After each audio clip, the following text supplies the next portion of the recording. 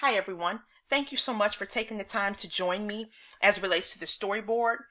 My learning goal is learning how to drive a car. We all know people who have never driven a car before. So this particular instruction is very helpful to them. My objective, by the end of this course, you will learn about how to pass your driver's test on the first try. We all know that most prospective drivers tend to not feel simple when it comes to driving a car, so of course they need a little bit of training ahead of time. I think it's very important for all drivers to be able to read the driver's manual first, because this is the most important document that you need to read before getting behind the wheel of a car. You do need to learn more about signals, signs, and speed limits. If you don't know these things, you'll get behind the wheel of a car and drive too fast and get pulled over by the police. You want to be familiar with this information before you begin driving so that you are deemed as a safe driver when you get on the road. Question 1. First multiple choice question. Why is it important to read the driver's manual? A, because you really need to. B, because it includes signs, signals, and speed limits that will help you as you drive. To learn more on how to drag race a car. And so that you can drive to the local restaurant to impress your friends. The answer in this situation is B, because it includes signs, signals, and speed limits that will help you as you drive. So, the first day that you are actually driving out with either your instructor or your parent or someone else, you want to make sure that you're applying the information that you learned in the driver's manual.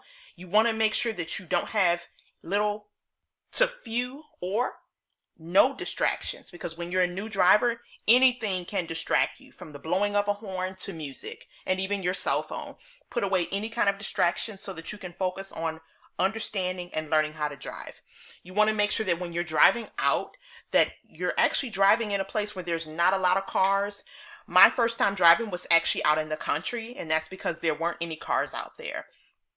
You want to make sure you're practicing your turns and your signals.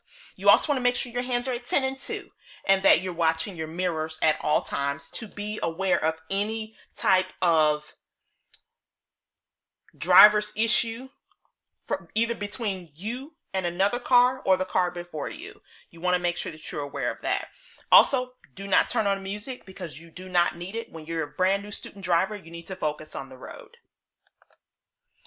Multiple choice question number 2. Why is it important to keep your hands at 10 and 2 and use your mirrors often?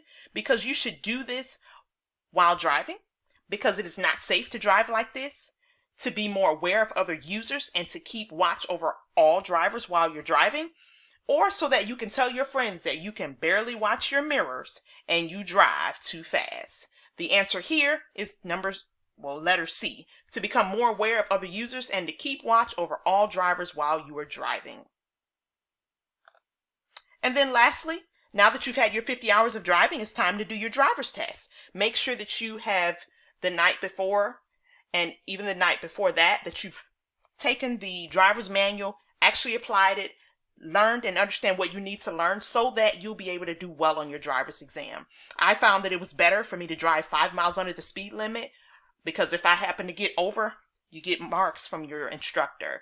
And then take the time, watch the road, and make sure you answer any questions from your instructor. And of course, the finish line is the driver's license. I hope you enjoyed this presentation. Thank you and have a great day.